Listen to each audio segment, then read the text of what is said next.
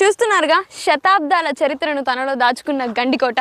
ఇసుక లేదు, సిమెంట్ లేదు, కంకర లేదు, అన్నిటికంటే ముఖ్యంగా పునాదే లేకుండా టన్నుల కొద్దీ బరువున్న రాళ్లతో నిర్మించిన కోట కూడా ఇది.